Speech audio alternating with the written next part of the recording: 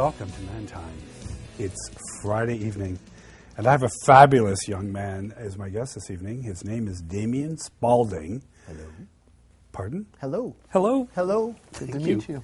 And I'm just admiring your outfit. You like it? Yeah, I do. Yes. I think the first time I met you last summer, you had a long skirt. I always wear flowy long things, especially in the summertime, because they're 10 times more comfortable. Okay, in the morning, shorts are too cold, and in the afternoon, shorts are perfect, but you know, pants, wear a skirt. It's warm when you want to be warm, it's cool when you want to be cool, it's flowy, doughy in the wind.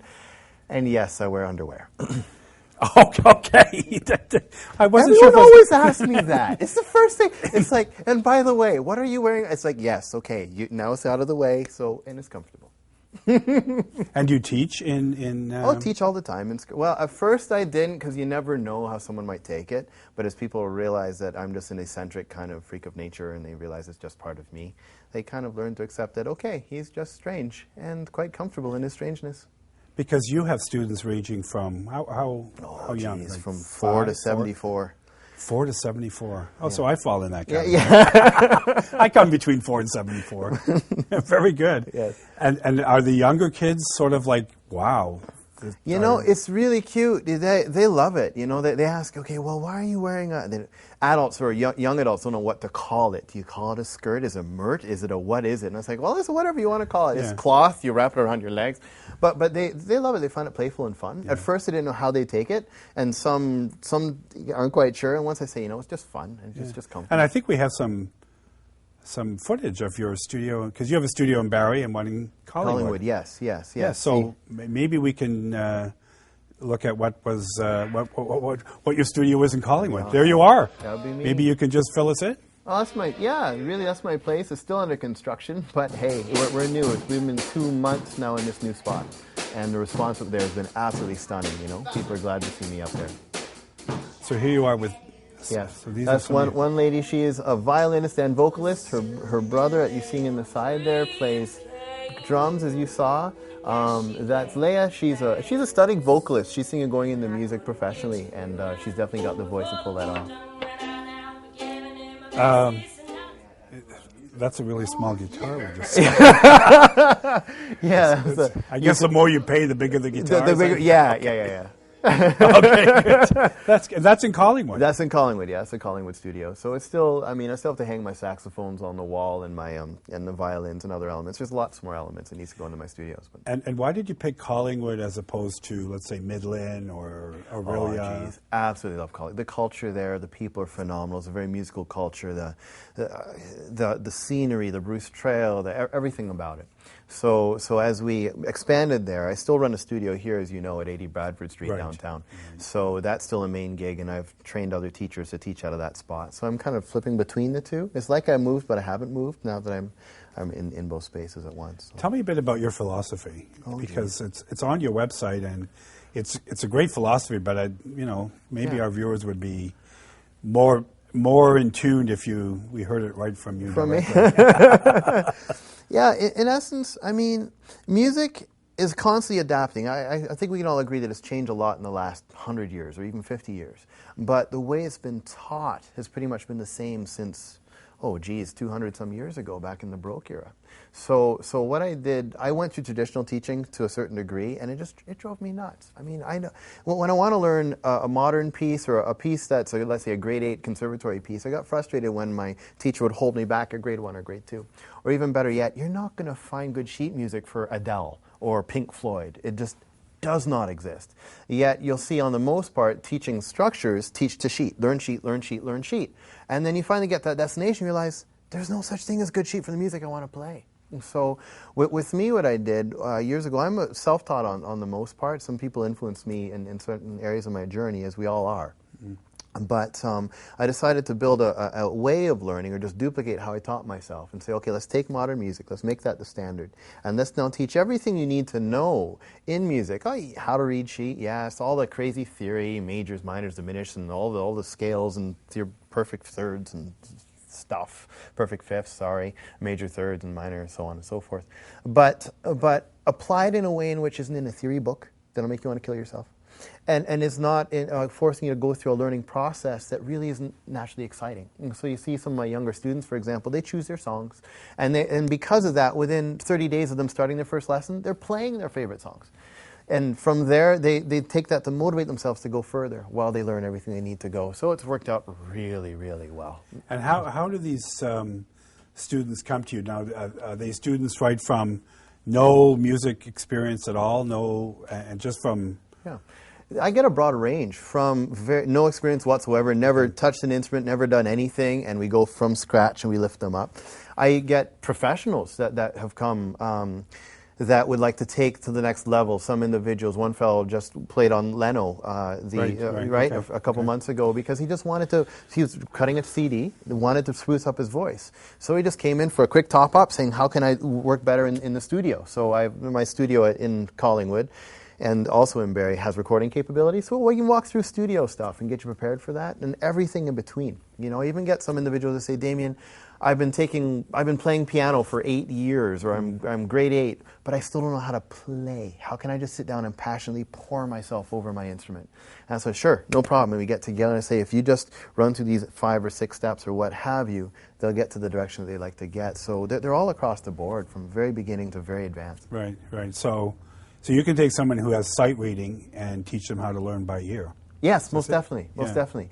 I mean, in essence, it's a big story, but you know, when we think about how we learn the English language, we didn't really just figure out, weren't given a table of verbs and conjugations. In fact, the most boring way to learn any other language is to say, let's get the dictionary and let's walk it through. It's very difficult. You're constantly doing math in your head. Je suis, you're thinking of the entire dictionary to try to pull it together. Whereas if you learn it intuitively, like how you learn a language, it becomes innate. Right. So you have sheet readers that have, in essence, learned the language of music by sheet, by reading the dictionary through. Why don't we pick that up after the break? Sure, we can do that. That's interesting. And je suis, that's really... Yeah.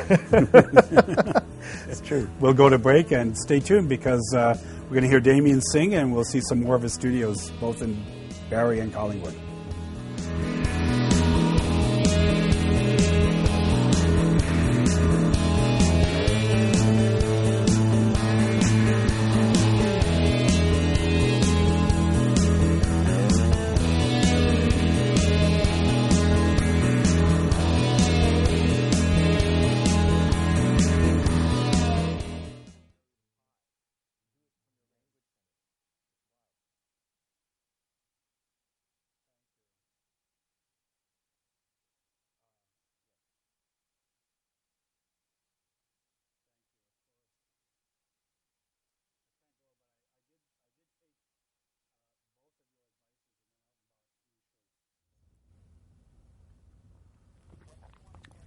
I love white and stripes.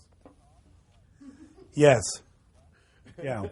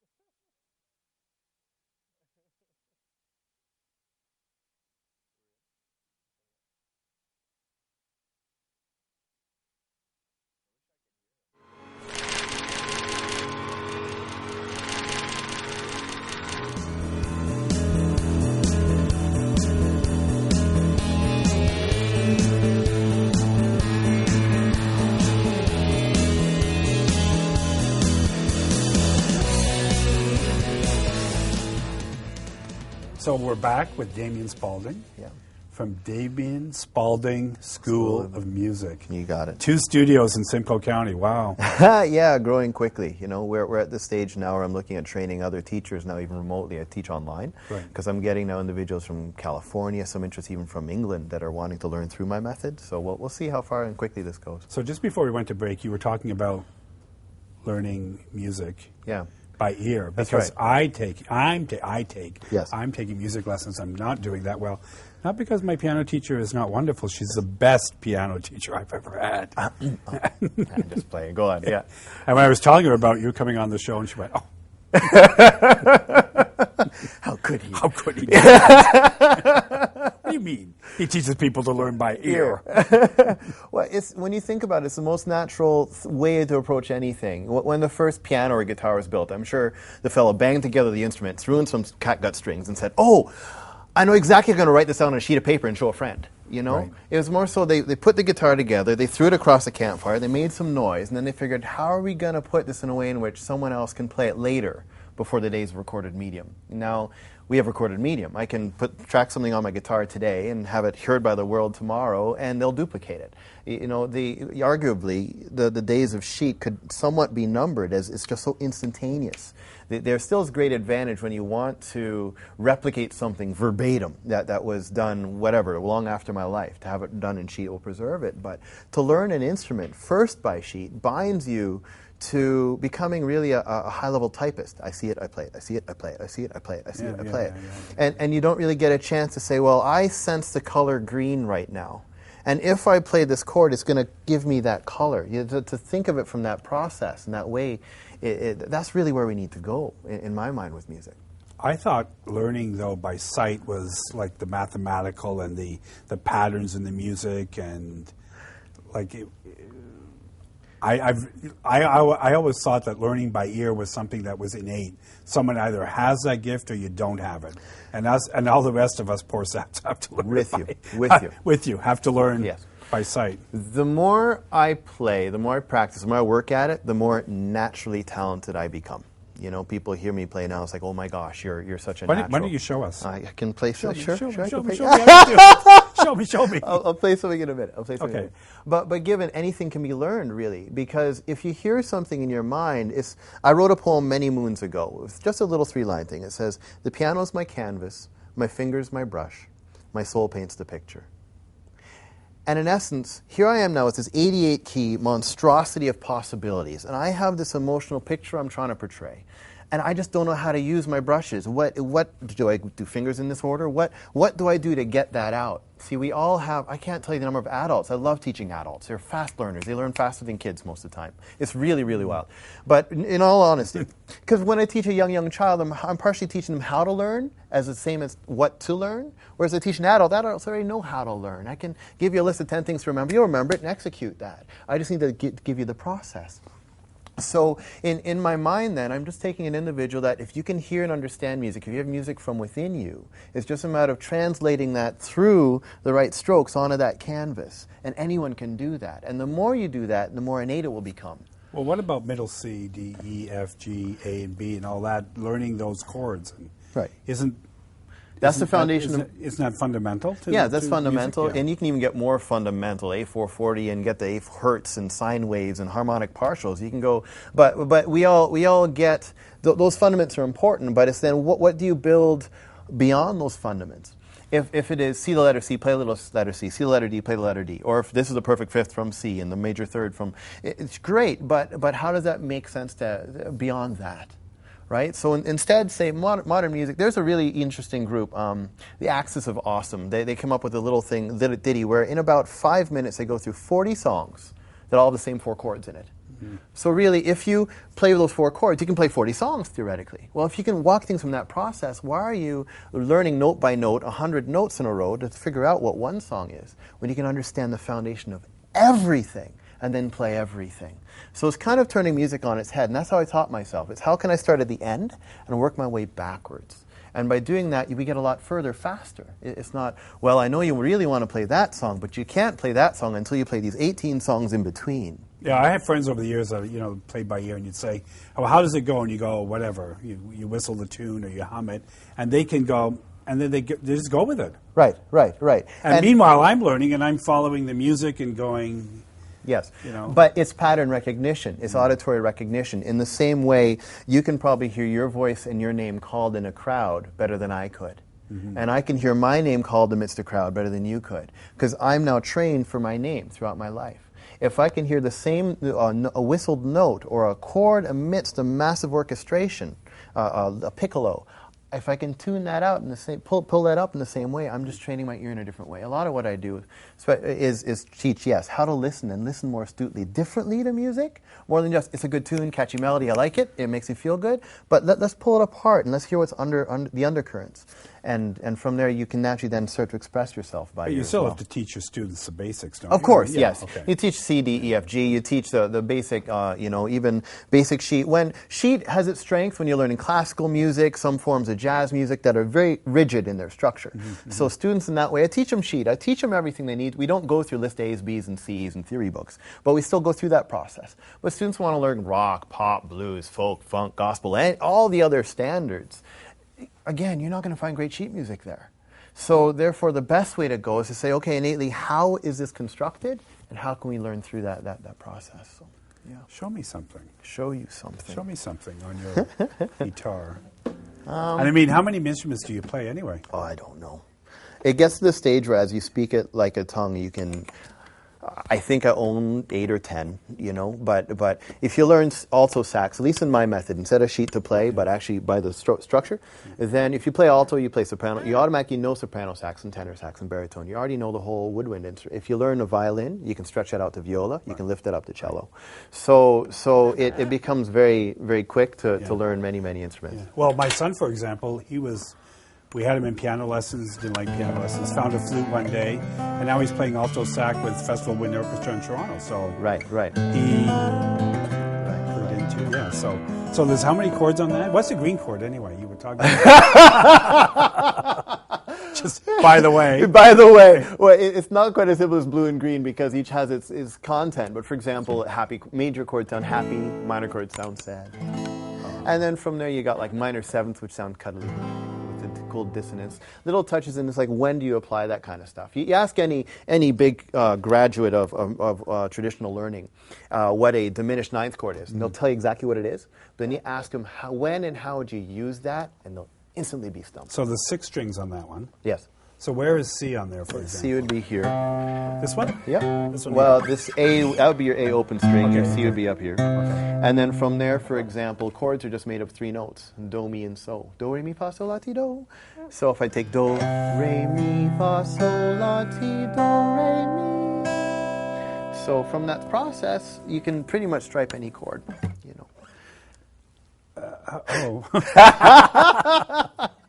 Okay, so I don't know anything, and you're telling me that you can take someone who knows nothing and teach them by ear Yes. to play Yes. in 30 days. Yes. Easy. Yes. Easy. Yes. And that's why my website says learn any instrument in 30 days. In essence, in 4 lessons, I can cover the girth of the instrument well enough for you to be able to feel like you have your feet wet. You can hit the road. Now, given I can't just sit down with you for 3 lessons or 4 lessons and all of a sudden wave a magic wand. There's a lot. I saturate your mind, and there's a lot you'd have to work through in between lessons. But as you work that through, most definitely, I learned guitar in 30 days, and that was my first instrument. And that was self-taught. So if I can do it, and I'm no genius, right? I just play like anyone else. No, you developed a whole process around it. Yeah. Yeah. So, but if I can do it in 30 days, then I can show you, and I've done it over and over again, how to do the same in 30 days with any instrument. So sing. I don't know what I want to sing for you. I don't know what I want to sing for you. Well, I your can wife's in sing the for studio you. audience. You can sing to her. Don't sing to me. I can play for you maybe a song that inspired me to learn. That would be wonderful. Because we all tend a lot of adult students especially, they say, I go out with my family And what every is that summer. for? A capo, it just lifts the tone. Okay, And so okay. I can kind of go, this is an E chord, sounds one way, and the same chord lifted up here sounds teeny tiny. Yeah. So it kind of shifts things and makes the guitar sound really cute. And it happens when you're really lazy and you don't feel like doing crazy bar chords to execute a So song. that- and just kind of okay. simplifies your life and changes tone a little bit. The song is called Queen and Soldier. And I heard, it's a little bit long, but I think you'd like it. And I heard... The show's only an hour. So. Sure, okay, yeah, so 3-hour song, but... 3 hours. You're going to condense it. Yeah. Wonderful. It's 30 days, you know? 30 days. But the soldier came knocking upon the queen's door. He said, I'm not fighting for you anymore. And the queen, she knew she'd seen his face someplace before. And slowly she let him inside. He said, I've seen your palace from up here on the hill, and I've wondered who's the woman for whom we all kill. But I'm leaving tomorrow, and I skipped the words already, do what you will. Only first I'm asking you why. Down the long narrow hall he was led, into her room with her tapestries red, and he never once took the crown from her head. She asked him there to sit down.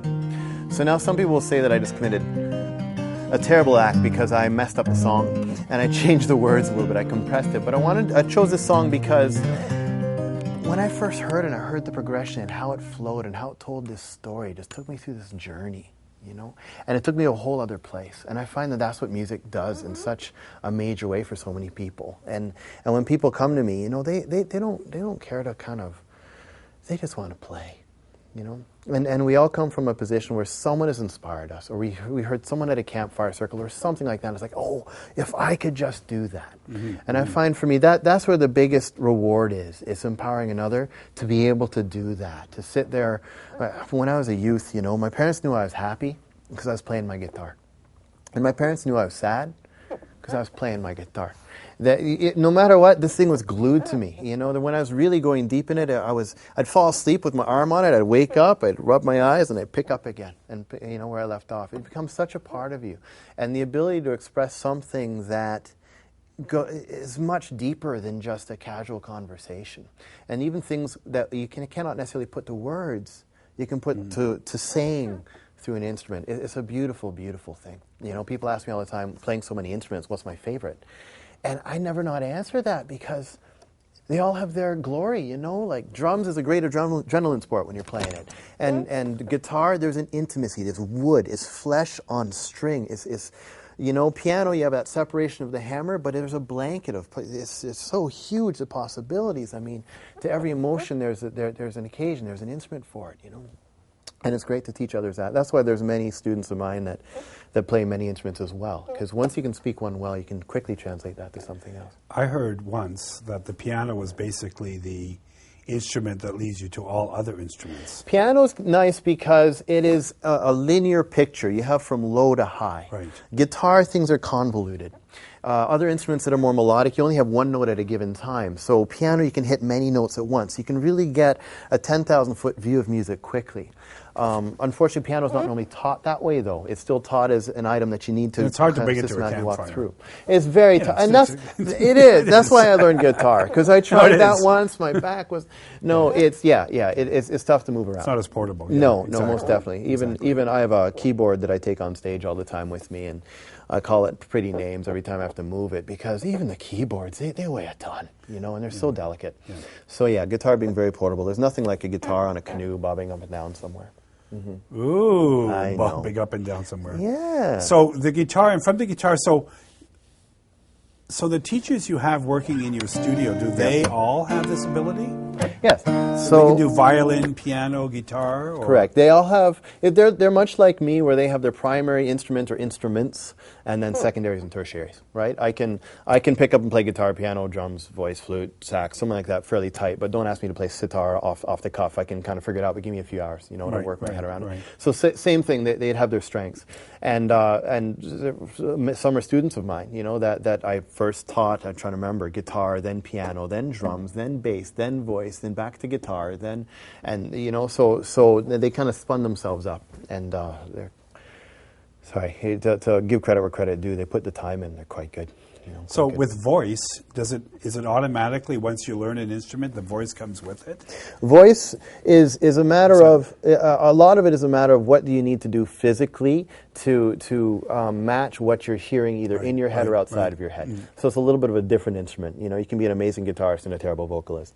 You can be an amazing vocalist and a terrible guitarist. Again, it's a matter of have you learned what it takes to get your brush strokes right to kind of make that through. What makes voice interesting to teach is, unlike guitar or piano, where I can know quickly and by visually I can know if my chords are right or wrong, I can't shove my fingers down my throat to see how I'm doing. So there's a lot of vocal teaching that's very abstract, and I've managed to put a lot of tools together to kind of fix those abstractions, and it's easy to get fairly far as a voice student as well. But yeah, I remember watching Barbara Streisand play the piano, and she was in a concert, and she said, I don't often play the piano, and she sort of played, and I think she made one mistake or so. But it was interesting to see someone actually play a musical instrument and then vocally express what the instrument is doing. Yes. Which is it's amazing. For me, it's amazing to watch. Yes. I find it great fun when I'm bringing students through a journey of composition. When they're coming to me and they're saying, okay, I have this song and it needs to turn a corner and it needs to get dark and twisted. And so somehow as a teacher I need to now figure out, okay, dark and twisted, what does that mean from their perspective? What does that mean theoretically? And then how can I bring about the learning that's needed to bring them through that without giving them the answer? Without saying this is what I would do and this is how I would write it. But having them arrive upon it and still keeping their own style. It's a great challenge, but highly rewarding when you watch the light bulbs go off. And to be able to play something live and express what's going on behind the scenes is beautiful. It must be exciting for you to take some of these younger students that we saw and see them not only develop the instrument, but then if they've got vocal, and then bring them around to vocally expressing themselves and watching all that come together in a relatively short period of time. Yes. Not like 20 years. No. Normally what you have, for example, is a guitarist that starts in September, and by January, February, March, they're decent on guitar and they're writing songs, they're playing with their friends. And so by summer they want to now sing. So then we bring them through singing, and then they realize where they want to go. And it never does end. I keep saying it's my job as a teacher to get myself fired. If I can get my teachers saying, I achieved what I wanted to achieve, I'm now touring the world, great. But the beautiful thing of music is it never ends. By the time you get to a certain level, you realize there's more. And I have, upon occasion, I have had the student come to me finally gets to the level. It's like, you know what? I think you need to go to Russia to figure out what's next, because some of these cats are really, really great. And it's neat to watch how, like I said, every instrument has its own kind of emotion, has its own presence to it. So to see a musician that's birthed out of guitar and then realize the depth that can be brought to voice, and then the depth that's brought to them as soon as they figure out bass, that foundational blanket that can make, and I watch as they deepen their personal expression. Why don't you play us a little tune into break? We're going to go to break, and why don't you just lead us in there with something wonderful.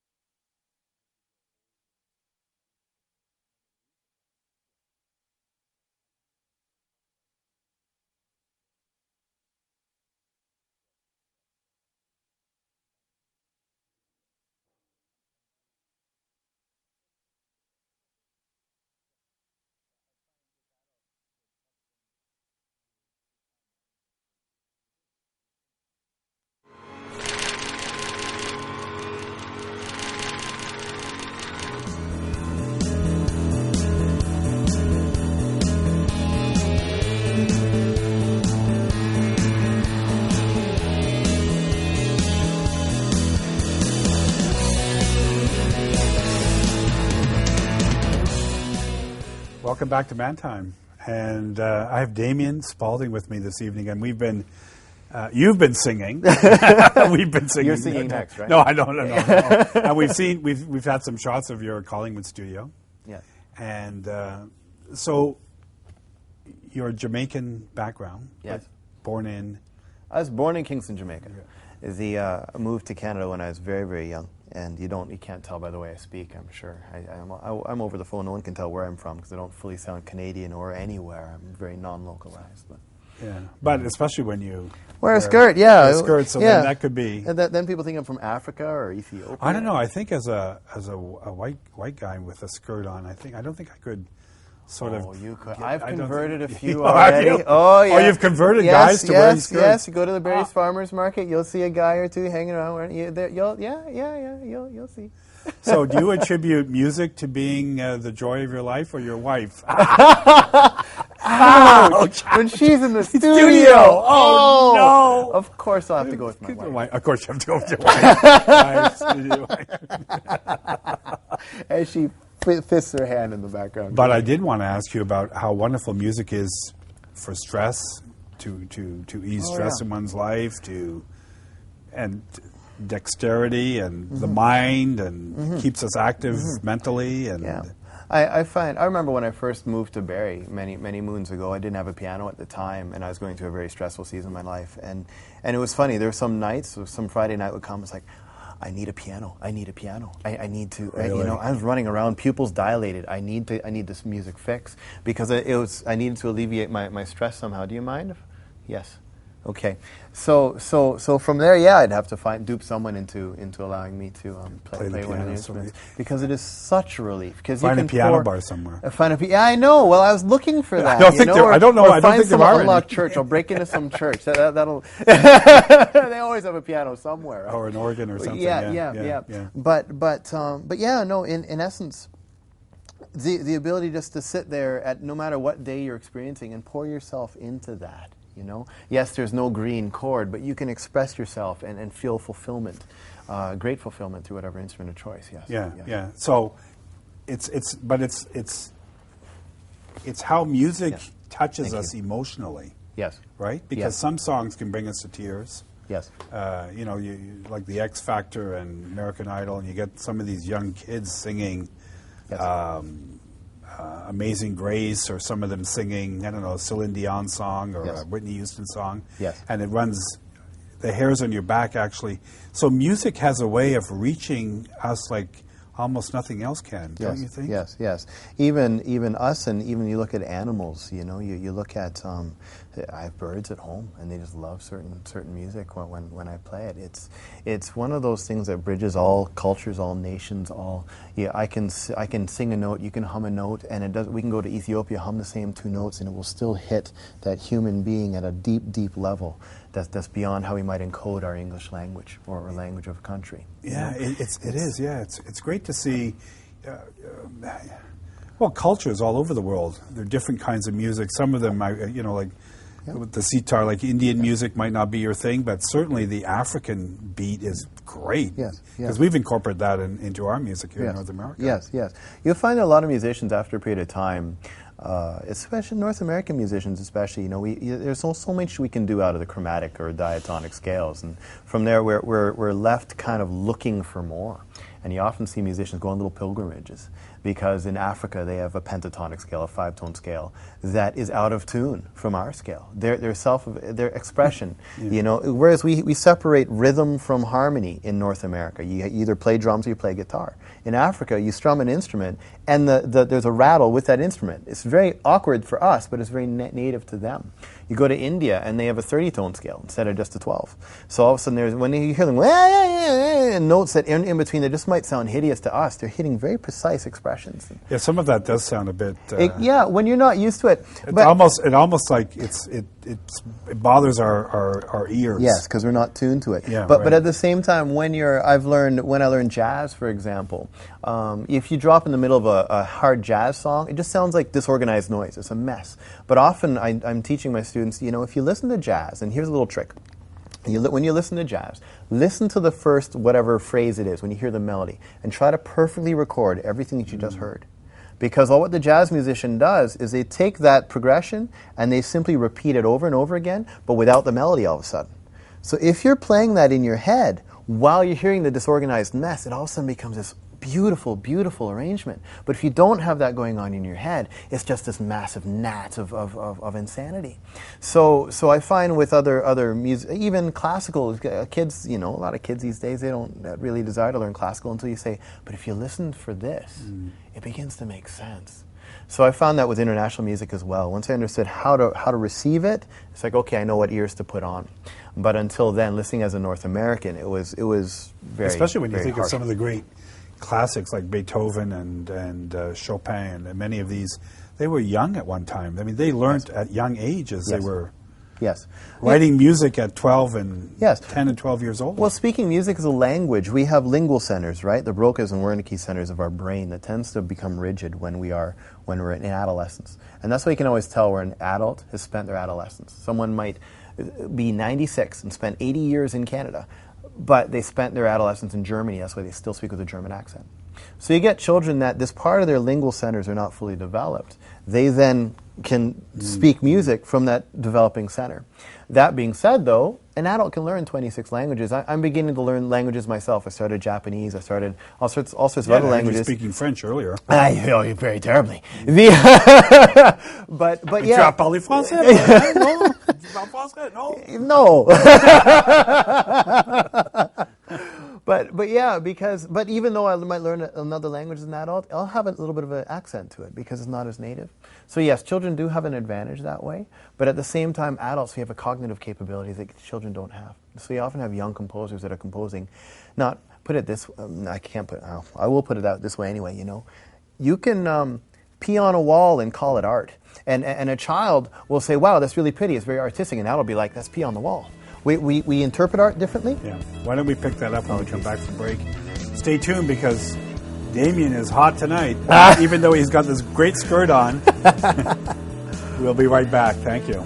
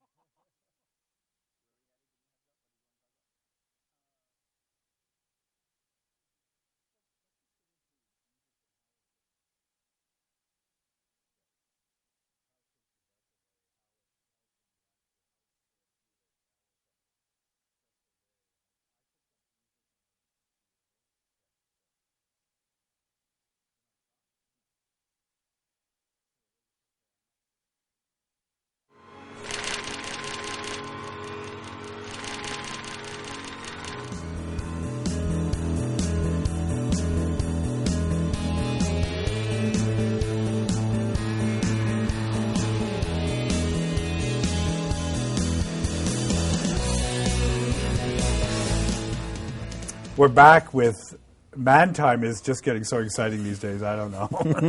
We're back with Damian Spaulding from Damian Spaulding School of Music, studios in Collingwood and Barrie, Ontario. Thank you.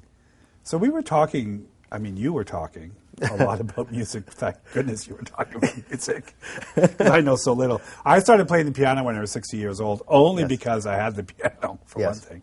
Yes. And it was sitting there in my house, and I thought I should learn how to play it rather than just storing it. Yes. And I started learning to play music with a wonderful teacher for me, works very well, Eleanor Honey. And I was explaining to her that you were coming on the show tonight and learn music by ear, you know, and all this. But it's good to relax the mind. It's good therapy. I mean, you know, martinis are nice too, but Yes.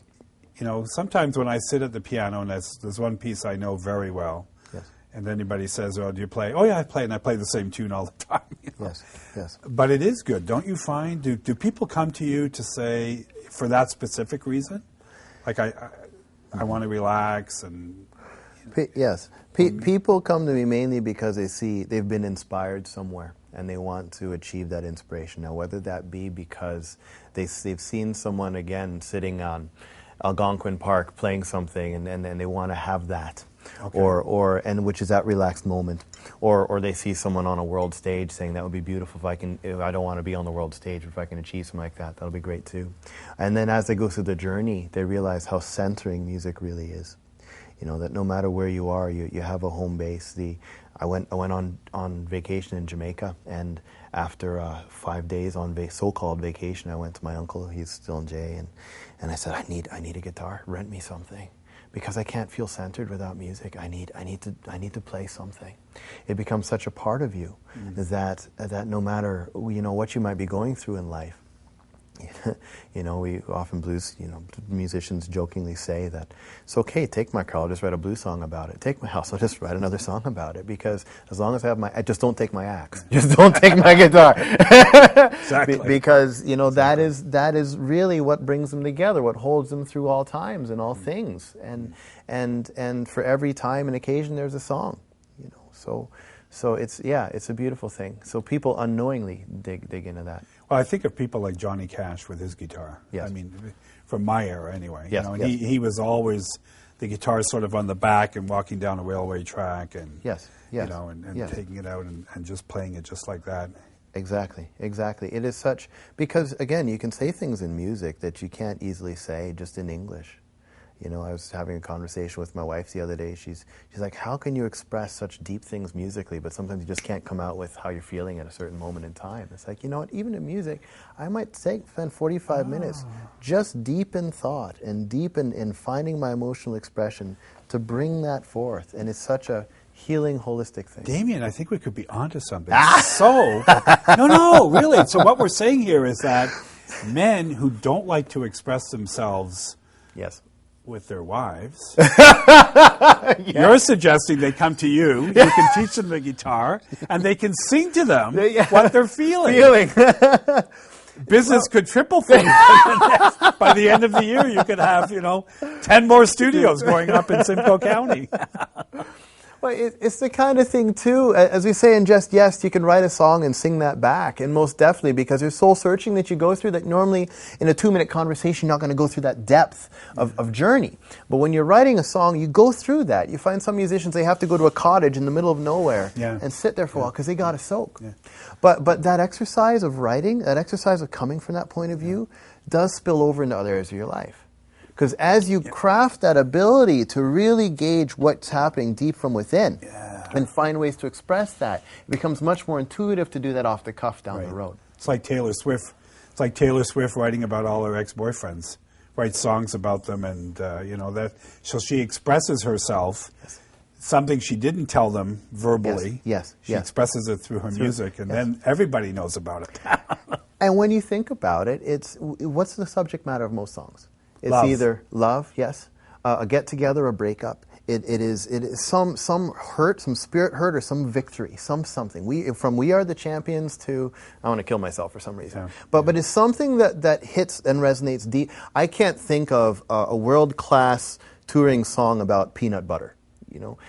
Unless the peanut butter impacts you in such a way that the peanut butter is life-changing, and I'll write a song about how the peanut butter is a life-changing event in my life. So we naturally, and that speaks to where music comes from within us. That's how classical music, without spoken word, can bring us to tears, because something was expressed so elegantly and eloquently through song. it's beautiful.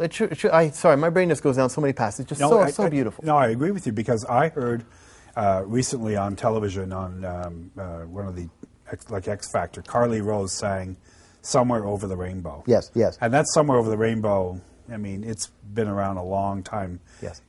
Before The Wizard of Oz and since The Wizard of Oz. Yes. But here she is at 13, bringing it out, touching people Yes. emotionally. Yes. Because of the way she interpreted that song at Yes. 13. Yes. And you think she's 13. Yes, yes. And yet out of her vocal instrument Yes. comes this beautiful rendition of "Somewhere Over the Rainbow," and you're Yes. going, wow. Yes, yes.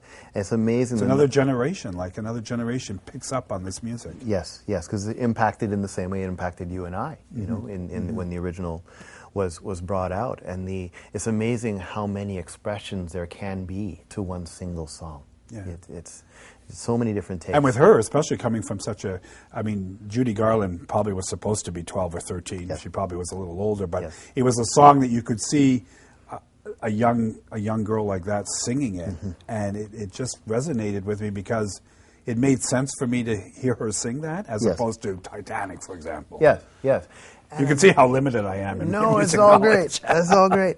But in going to that, you look at Rodgers and Hammerstein. Now you look at, I used to play when I was 21 at retirement homes, and I'd bring up old World War II songs, and you just watch the memories fly by, and the tears would flow as they're just "Somewhere going through. Over the White Cliffs of Dover," maybe. Yeah, and you and cry. and the writers, Rodgers and Hammerstein, and many of that time, they understood melody for "Somewhere Over the Rainbow, Way Up High." It's just weaving and turning, and rather than he was a skater boy, said "See you later, boy." They just understood melody, and They sort of took you over the rainbow, if you will. Exactly. There's Baroque often does that, and I jokingly, you go to Handel's Messiah, and just the way they weave music. Anytime something should go up somewhere over, you lift it up to bring that lifting sensation. Over the rainbow has a longing kind of edge to it. If you write in that Baroque way, it's so deep and rich, and it's bringing that to an audience that normally listen to music for its pounded headedness, or how good the mix is, and so on, or how the lyrics are. But to bring musicality current, it's beautiful, and you'll see those diamonds out there. Yeah, and the way a song can hit you at a certain age, like 10, 11, 12, and how that song can impact you 30, 40, 50, like "Somewhere Over the Rainbow" impacted me years and years ago. Yes. But even now, today, I can play it, and it just brings me back, and I'm thinking, wow. Yes. You know? One thing that's interesting as well is I used to write a lot when I was a teenager, and I write now as an adult, and I realized just this in the last year, I don't know, dummy, but just this last year or two, somewhere in this mix, that I'm writing so differently now. I keep trying to approach music how I did years ago and realize I have changed. I'm not the same individual I used to be. And it's a very personal thing, but an indication of where I am in my life and what I've been going through, what I have gone through, and where I am going, and how it's represented in my music. And you hear musicians that go through that change in journey. It's like, well, why did they come out with that fourth album? It sucked compared to the first three. Well, they changed, and they're coming from a new place. Well, you listen to music from, like John Lennon, for example, the way he first started off in the 60s, and then when he married Yes. and, for a second time, and his Yes. music developed, and Yes. some of the songs he was writing just prior to his passing they're amazing, and we're still Yes. singing them today. Like Yes. "Give Peace a Chance." Yes. I mean, Timeless. that Yes. is almost timeless. Yes. I would say it probably is timeless. Yes. Because every generation picks up on it and doesn't change it and sings right. it exactly. They're hidden gems that I love. Harold Melvin and the Blue Notes wrote in the 70s, "Wake Up Everybody." No one knows that song. Very few people do. And the word, it just hits me every time I hear it. It just shivers down my spine. It's so current till today. And they're talking about You know it? world issues. Yeah, I can't. It's fully orchestrated. Okay. But it's "Wake up everybody, no more sleeping in bed. No more backwards thinking, time for thinking ahead. The world has changed so very much from what it used to be. There's so much hatred, war and poverty." I'll skip the verse, but it goes, "The world won't get no better if we just let it be. Na na na na na na na. The world won't get no better. We gotta change it, yeah, just you and me. And hearing that as a teenager, it lit a fire in me, and really put me on course for a lot of where I am now. I view music lessons as more than just a piano teacher, guitar teacher, here's the physics of the instrument, but as a mentorship role. You know, quite often I'm mentoring kids to adulthood in many ways, and they're asking me that in their lives. And it's a beautiful place to be, and it makes sense, because from music we're coming from that personal side. You know? Yeah, and it's too bad it's I didn't want to interrupt you, Go but ahead. I'm just thinking, it's too bad it's coming out of our schools. You know, music used to be, when I was in school in the 50s, music was there, art was there, you just took music lessons. It was just part of the curriculum. Yes. And now, where is it? I know, and it's terrible. For if anything, but it teaches you how to use the right side of your brain. You see, I was speaking. I don't think I spoke this on camera, but I'll speak this now. There's an individual, Daniel Tammet. He's an autistic individual, Asperger's, who can recite the square root of pi, or recite pi to the 10,000th decimal place. Phenomenal brain, and he does math through his lingual centers. He does math through his creative centers, whereas we do math from our analytical centers. By learning music, by learning how to craft our creative centers, we can start using that center to influence many other areas in our life, even things that we might not necessarily think would come from creativity. You know, my people laugh at me because the way I do math. You know, I think of 3 plus 5. I see a pentagon plus a triangle. 3 plus 5 is 8 because it adds up to a shape. If 10 plus 15, I'm doing base characters off of shapes and systems, because I'm using one side of my brain that is not normally used in math. And when the teacher used to write on the chalkboard, this is how you do math, it never made sense to me. As a musician, as someone who crafts that side of me, if I knew how to leverage that at a younger age, I would have done better in all areas of my life. Thankfully, I've learned it later, so I'm leveraging that now. But yes. But that's interesting, math, thinking of the shapes. Yeah, Versus me, I just think of it's 3 and a 5, and there's a plus sign equals 8. Yes. I don't think about shapes. Yes, no. See, 5 is complete. It's 5 plus 2. That's 7 in my mind. So if 7 plus 7, that's 2 5s. That's 2 holes. So therefore, that's a 10. 2 plus 2 is 4, because now I have a box. So I have 2 circles in a square. It creates, and so on and so forth. But and it's interesting. Some of my students that come for music lessons often get tutored in math and science and quantum physics. Anyone like it? We go down all those paths because it's just thinking about things differently. And by teaching them in some of those forms, it's amazing to see how far they go now, because now they're not only growing in confidence, but growing in many other areas. Yeah, I know. One of the things I learned very quickly when my son took lessons at a very young age, it was all for, well, you have to take piano, you have to learn to do grade 1 or the Royal Conservatory, and you have to do the grade 3, grade 4, grade 5, and it was always this pressure to do the grades, get up to grade 8. But there was little appreciation. And what I'm hearing about Spaulding is that there's more of an appreciation and more of a willingness to let kids experience them from their perspective. And when I do that, what ends up happening, a lot of my students, at the end of 1 year, they're ready to write their grade 3, grade 4 exam. How many conservatory students do you know from day 1, within 1 year, is ready to write a grade 4 exam? Right? Because we've approached it from the natural way of doing music. And then when you want a grade, go out and get a grade. We'll teach you the skill. You'll already know the skills. You already know everything you need to know. Just get the sign off on it. It doesn't have to be grade driven. We don't get into music and pick it up because we want to do grade 8 or we want to play at Kiwanis. We do it because we want to play with friends, or we want to be on stage, we want to write something. So let's get cut to that meat, and that will become your motivator to go really far. And to want to play a half hour to an hour, or 3 hours a day, which a lot of students end up doing once they get bit by the bug. Yeah, and it has to be music that resonates with you. Like I started learning, I don't know what I was learning, but now I'm learning jazzy, because I relate to jazz better. And but I've been learning Unforgettable for 3 months now. But jazz is something that, like for me, I identify with. You connect with it, yes. So I'm much more willing to put the time into it. Exactly.